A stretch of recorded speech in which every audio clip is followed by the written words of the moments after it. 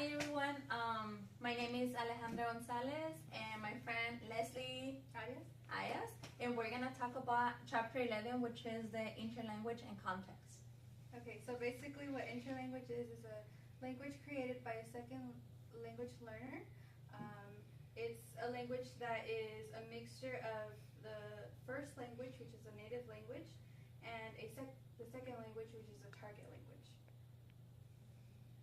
Okay, what it is like this little bubble right here is language 1, which is your native language, that it's basically is what you know, and then it goes, and it's right here, kind of like everything mixed, and it goes to L2, which is the target language, the learning that you wanted to learn, what you're learning. Mm-hmm. So basically interlanguage is just a combination of all of that, what we know of our first language, and then the rules and what we learn from our second language. So it's a language that isn't perfect, and it's a language that has many errors, and basically it reflects the learner's evolving system of rules and results from a variety of processes, including the influence of the first language. Well, I guess And that's the one that you said. Learning through interaction. Yeah, so learning through experience, like group work and all that stuff. which is language can be acquired by allowing students to socialize and interact with other learners or with the speaker of the language they're learning. So that way they're gonna practice and they're gonna kind of like practice. And it also does influence interlanguage, because like you have people like teachers or your peers like telling you like, and then you're just gonna practice. You're gonna listen of what they're saying. So you're kind of like, so okay, that word doesn't sound good this way, but it's this way. And then can be practiced through social activities that stimulate the culture context of the language. Wait, were you recording? Okay, so guys, part of your chapter was 11, interlanguage and context. So what is interlanguage? Well, interlanguage, we learned that it's a language that is created by a second language learner, and it's just a language that is like a combination of what the learner knows and the second language. So it's pretty much just like a I don't know how to say it. Like Spanglish? No, not exactly. Look at this way. It's like you're here, right? This is you. Sure. Okay, so this is the language that you know.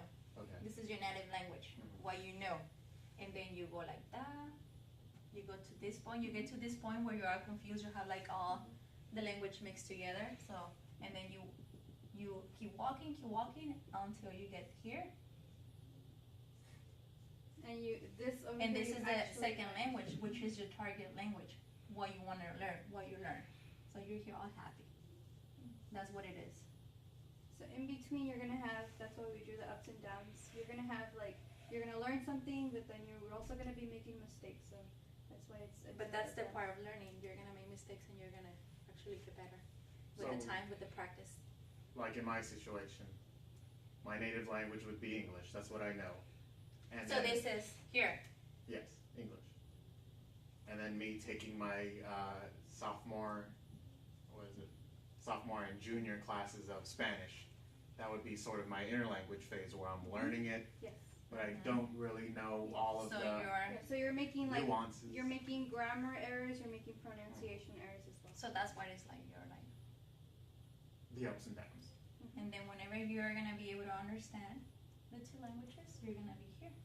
Now, do you have to fully understand the language, like master it, to be considered for that's the accomplishment?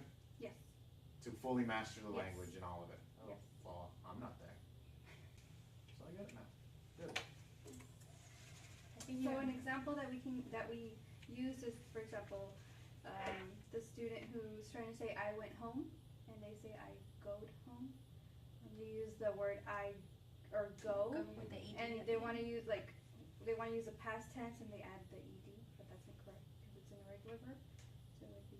So that's the whole interlanguage process, is them making the mistakes. Yes, making mistakes. and it's just basically like grammar mistakes. They just don't know how to pronounce words, or maybe they just get the tensing wrong. Yeah. So that's interlanguage. Okay. I understand. Good job. You're gonna get A. Thank you.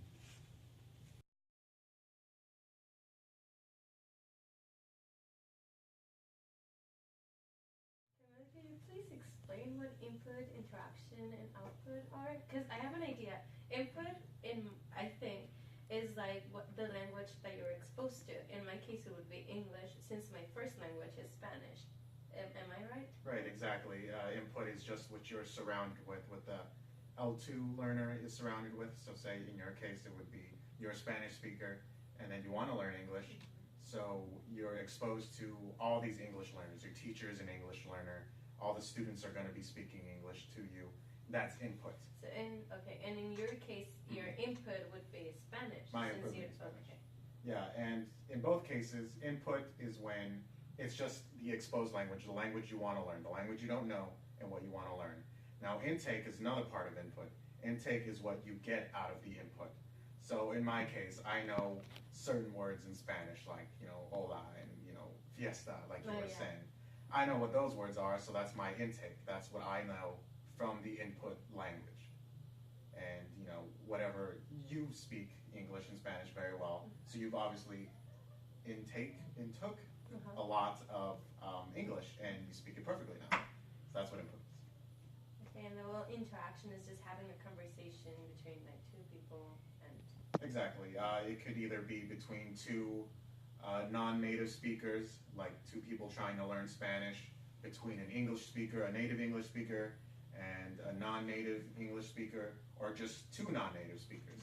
And the whole interaction is basically, it also leads to output, is what you say, what you're trying to say. If, always in my case, I'm trying to learn Spanish, so I would say something in Spanish and see if it sticks. You're the Spanish speaker, that's your native language. You're going to say if it's right or wrong. That's kind of the feedback that you would give me, is that if I'm saying things right, and that's the whole interaction approach. And yeah. Okay. Camila, Yes. can you please explain to me what back-channel cues are? Yes, back-channel cues is used in all of input, interaction, output. It's used in conversation. It's when a non-native speaker and a native speaker are conversing with each other, and the non-native speaker wants to keep the conversation going, no matter if they know what's being said or not.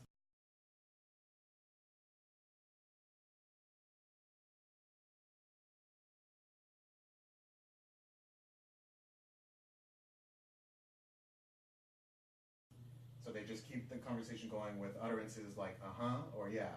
It's very common. I use it all the time because I'm an English speaker, and in the Imperial Valley, it's predominantly Spanish speaking. I think at least everyone knows Spanish, a majority. And I wouldn't understand what anyone's saying, but they expect me to. Yeah. Because they see me and they're like, hey, you should know Spanish because you're dark. I'll be like, sure. You And mind then, if we try it right now just to see how it works? sure. Yeah. Let's give it a go. Okay. Oh, okay. So you want to start like the conversation? I will try my best to keep up and keep the conversation going. Okay. ¿Has ido a Mexicali de fiesta? I heard fiesta. So party? Do I party? Yeah. No, not really. ¿No? ¿Y te gusta Mexicali? Well, see, this wouldn't work because I know what you're saying. You do? Yeah. Just That's, pretend that you party don't. thing was, oh, well. It's like slang or something. Like, Oh, don't throw in slang. Hey, ¿qué onda, güey? Ay, imagínate. Okay, let's try this. you don't know. Vamos a la fiesta del sol. Party? What party? Las fiestas del sol. Todo el mundo sabe de eso. Las fiestas del sol. ¿Sabes qué son las fiestas del sol? Yes. Son unas fiestas así. Y te gusta la banda, ¿verdad? Bands. Do I like bands? La banda. I don't know what that is. So, si quieres ir a las fiestas del sol, ¿verdad? Yes. Es Do que I want ahora. to go? Ajá. ¿Quieres ir? Sure. Vamos a ver así como te gusta la banda, ¿verdad? Yeah. ¿Sí? ¿Y Mhm. sabes bailar? Yes. ¿Sabes bailar así como la quebradita y todo?